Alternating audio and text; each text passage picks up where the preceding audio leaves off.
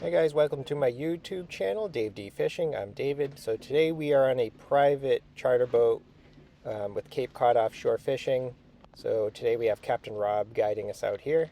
So we're going to be targeting haddock, Atlantic cod, and Acadian redfish. So the setup for today is I have a 16-ounce Norwegian jig on 80-pound fluorocarbon leader, and then 18 inches above the Norwegian jig, I have dropper loop with the 5/0 hook with the Berkeley gulp grub above it.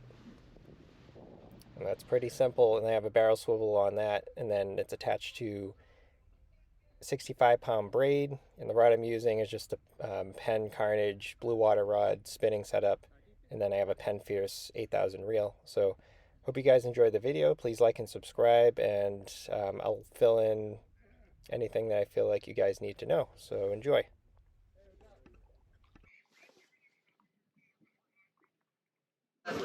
So as far as jigging technique, I tried a couple different variations of them today. So I did the large sweeps all the way up as far as I could, like 6 foot, then let it slowly go back down, and then I did small little jigging motions, and then let it sit on the bottom. That seemed to work the best. The fish were they weren't as aggressive, like coming over and attacking it. I feel like the fish were just out of curiosity coming over to look at the diamond jig, and they'd see the teaser and they might come up and grab the teaser.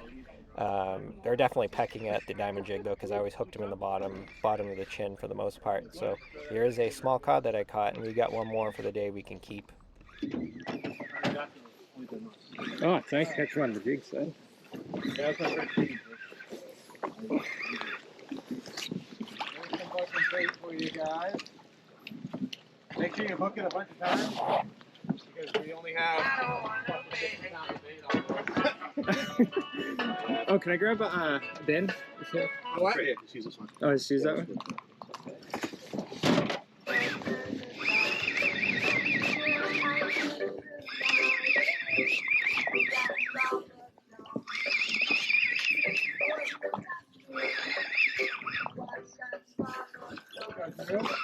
Got a starfish! Got a starfish! Yeah.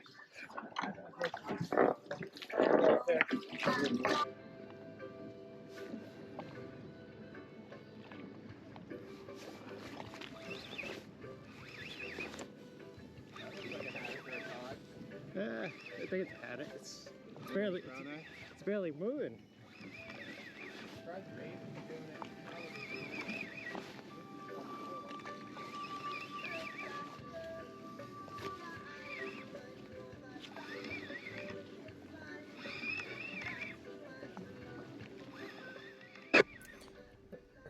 Alright, so coming up here we have an Acadian redfish and some sort of sculpin. I forget the exact name of them, but you'll get a good look at it.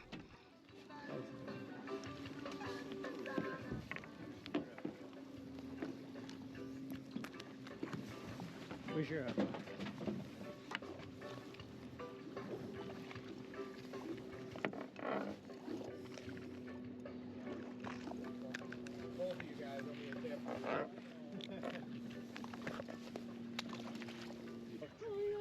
Forgot to mention there are 4 people total on the boat, and 2 of us up front are using jigs. I'm using the Norwegian jig, and my friend Drew next to me is using a slow pitch rod with a hoagie jig on there.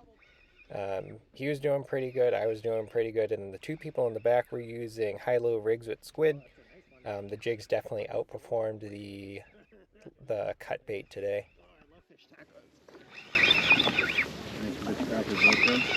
Nice pile. Good fish down there at the bottom. Guys, if you don't bait, put more bait on.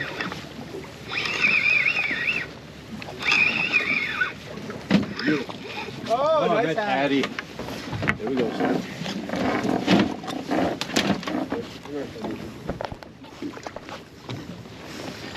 Daddy's for daddy. Yeah, I like the jig. You know, Reiki bait. Yeah, it's fun with the spinning reel though.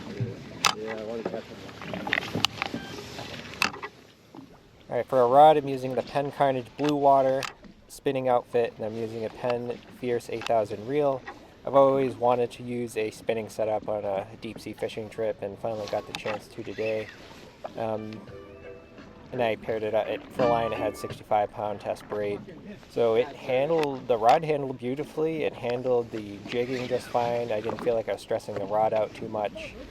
Handled the fish just fine, no issues. It was actually pretty comfortable to use. I preferred to use this over the conventional setup. It just felt more natural to me. But the only thing I had to worry about was resting or not hitting the guides on the gunnel of the boat. But that was really it. Pretty good setup. The only thing I would change is getting a different reel. This reel lasted 3 hours. So if any of you have used this reel deep sea fishing, let me know. It was pretty cheap. It was like 134 bucks, but I gotta look and see what I damaged inside of it. I didn't hit it off anything. I was reeling up a fish and it just started making this odd noise. So I'll crack that open and see what's going on with it. VMC hooks are so sharp. Big pile down there, boy. Oh, there they are.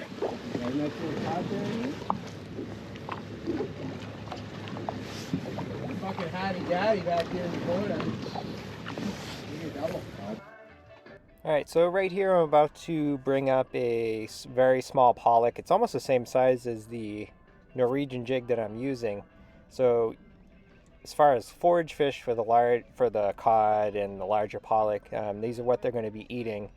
And you'll see the small pollock matches up to the size of the jig. So just interesting to see matching the hatch and that type of thing. So the Norwegian jig matches the small pollock, sea herring, maybe even small cod.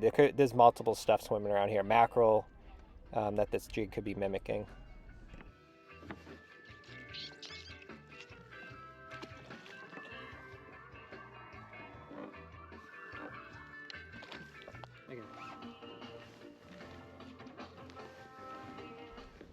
Alright guys, just wanted to show you this quick. So tangles are going to happen on a party boat, charter boat. So often the best thing to do is get the sinker off, get the weight off the hook if there's fish on there, take the fish off. In this case I ended up snipping my swivel off just to be able to pull the leader through all this braid. There was no saving this braid. The braid that I just pulled off actually went through the prop. The guy in the back just wasn't watching his line, and the captain was going back and forth just to make sure we're sitting on the fish. But you just need to manage your line well. So right here, just snipping the leader off just to get rid of the braid and still save the rig itself. Just makes it easier to set back up for whoever lost their stuff. So right now we have 5 people on the boat, including the captain, so we can keep one more cod and that will be it. And then we just got to go after haddock and redfish if they're around. All right, this is one of the bigger haddock I was able to get this trip. So yeah, just again the Norwegian jig, jigging it up and down. This one actually hit pretty hard. One of the very few fish that actually grabbed the jig. So yeah, pretty pleased. There was quite a few larger haddock pulled up today. I believe there was like maybe 8 of them that were over 20 inches. So they're very, very nice fish. So most of them were caught on the jigs. I think 1 or 2 were caught on clam strips or squid strips. But anyway, good day. Howdy, daddy. Get 'em out, boys. Boobies and girls. Boobies and gold. Oh, man.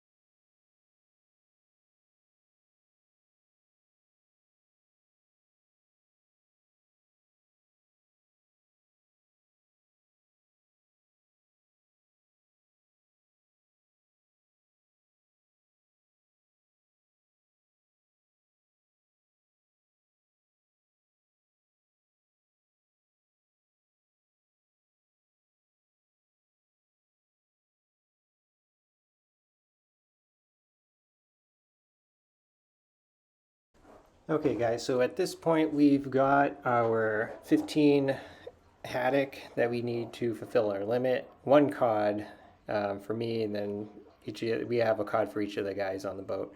I also caught a cusk and a few redfish, but there wasn't a ton of redfish out today. We caught maybe 15 or 16 total, and we just sort of spread those out for anybody who wanted them. I took more than half because they are delicious. So getting towards 3/4 of the way through the trip right now, so I'm just jigging away, still with the diamond jig and then the teaser above it. The rod's doing great at this point, so just gonna catch a couple more haddock and continue enjoying the video. Just for copyright reasons, I can't have I can't play the music on here, so it's sort of a pain. So sorry about that, guys, but I hope the visual aspect is good for you.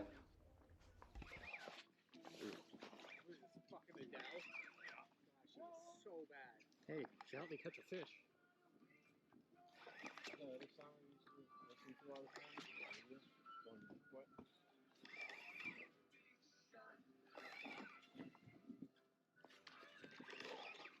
Looks like a haddock.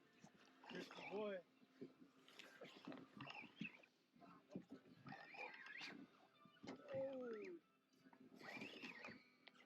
We got him on the noodle ride. It's gotta be a cod. Maybe not. In the morning, I feel the water. Which one of us? Me up or Brian? Haddock. Haddock. Nice one. On the Norwegian. That one?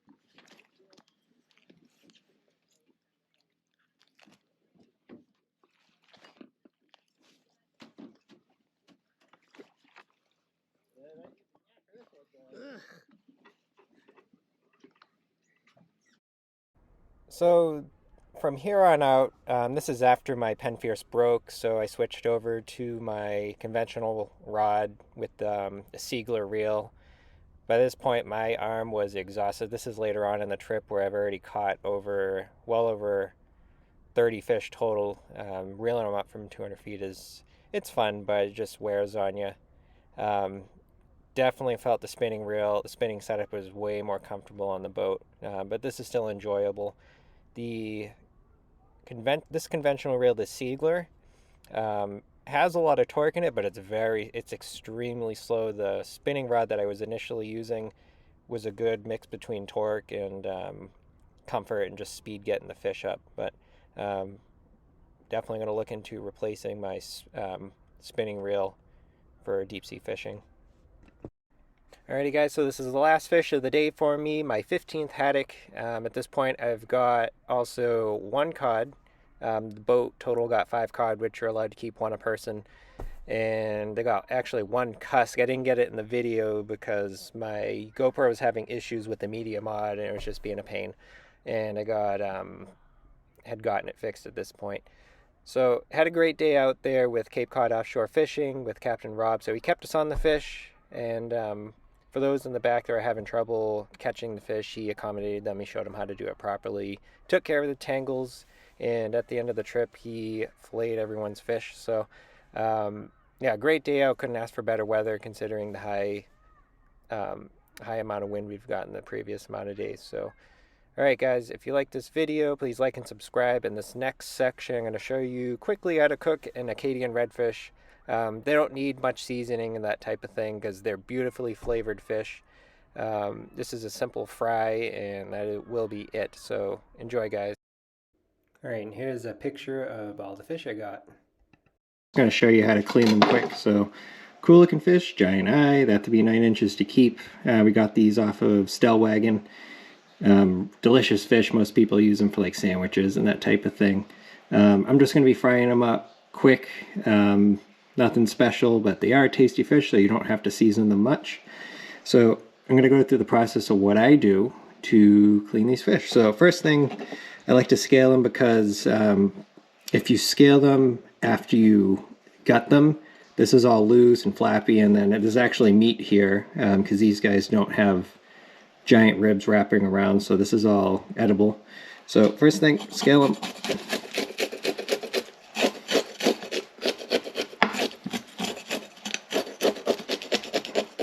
And I like to hold the knife at like a 45-degree angle when I'm dealing with a fish this small, well, with a fish with small scales like this.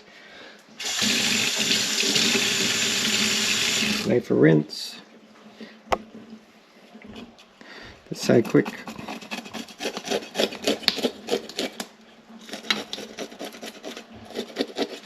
Alright, so this fish, both sides are scaled. You get up near the fins really quick. Belly. Alright, now we gotta cut off the head. Give a little chop. Don't chop through the stomach.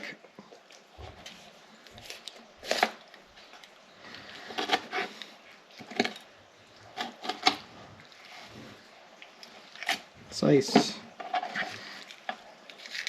Peel this out. And that's it. And then, let's see, where did I put my scissors? Alright, so this fish has some pretty significant spines on there. So what you want to do is you trim backwards. You start from the tail and work towards the front of the fin. This one has some good sized fins. So trim them off. And then this side I actually had to trim before I put it in the bag yesterday because they would have ripped the bag up, but still a little bit left right here. So again, start at the back. Work your way forward, and there's still some left. And this actually helps the fins splay. They'll go this way, and they're actually this way, and they're easier to cut. So we leave the tail on just because when I fry them up, the kids like to eat them. So right next, you just got this membrane on the inside. This will lay it out flat. Just give it a little scrape.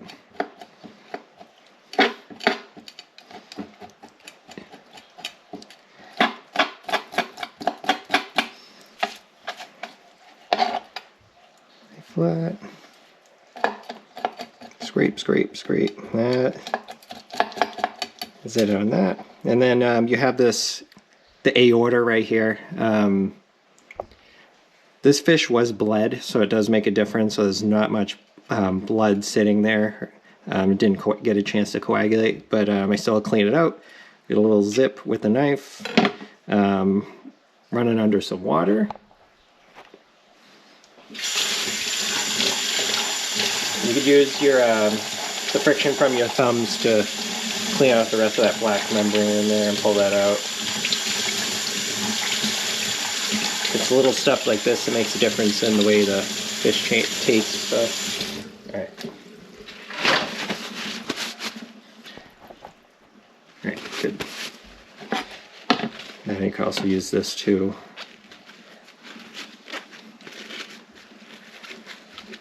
Also, when you're frying, this keeps it nice and dry, so pan's not popping at you. So that's it. And some cuts. Alright, that's it. Next for the frying pan. Actually, this is how it looks right here before I just throw it in there. Nice and clean, beautiful white fish, so good.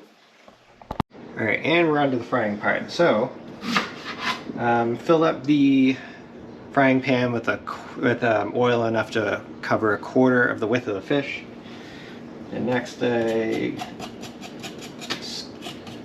cut up some ginger. Just take all the skin off of it. Should look like that. And I'm going to cut very thin slices, probably 1/4 inch, 3/16 of an inch thick. I'll do like 4 or 5 of those.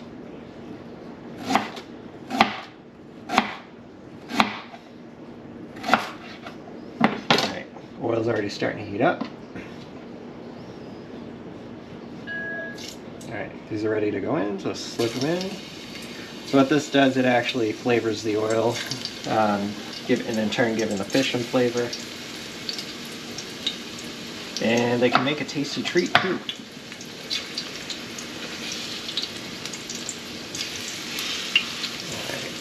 Alright, you're gonna let those fry up until they're like a golden brown on both sides. I'm not gonna make you sit and watch that, so I'm gonna pause this for a second, and once those are ready, I'll restart the video. ginger's out, and while we were waiting for those to brown up, lightly salted the fish, slide those in there.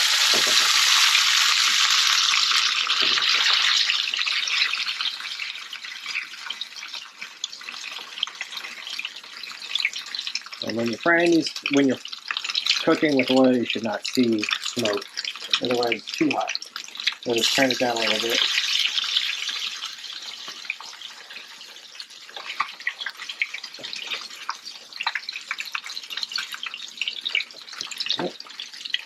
Put freezer in there.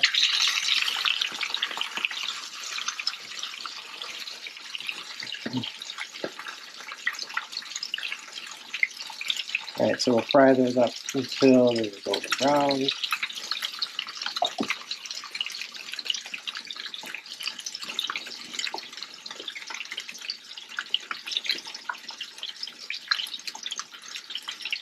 And usually do like 5 minutes on both sides. I'll look before I flip it. Just take a look. So golden brown and then flip it. Alright, so the fish have been cooking on this side for about 5 minutes now. So if you look here in these slices that I made earlier, you can see some of the blood coming through the cuts here. So that means the fish is cooked on the other side. The flesh has tensed up and the heat has pushed that blood through the center of the fish, so it is cooked. Give it a flip, and it is a nice golden brown. So those slices in the fish actually do a couple different things. So it helps you figure out whether or not the fish is cooked through. Then also gives more surface area for the oil to get to the fish and actually cook it. So I just got to flip these other ones over here. Same thing, blood's coming through the cuts on the uncooked side. So time to flip it. I mean, you can see how small these fish are. So like I said, some people fillet them, but there's not, I feel like you waste a lot of the fish doing it that way. Have some ginger chips in there, just frying up a couple more just to eat with the fish. So they're really spicy, but they're really nice to have with the fish itself. So you can do these fish with a salad on the side. You can do rice, whatever you want with them. They have a really nice mild flavor to them, right? And here we go. So this is one of the fish I just took out of the pan. This is the fish all cooked. So you want to make sure you stand the fish up like that so the oil can drain out, so the flesh doesn't become soggy after all that work to get the outside nice and crispy. So that is it. So if you like this video, please like and subscribe. I could do more cooking videos if you guys want. All right, thank you.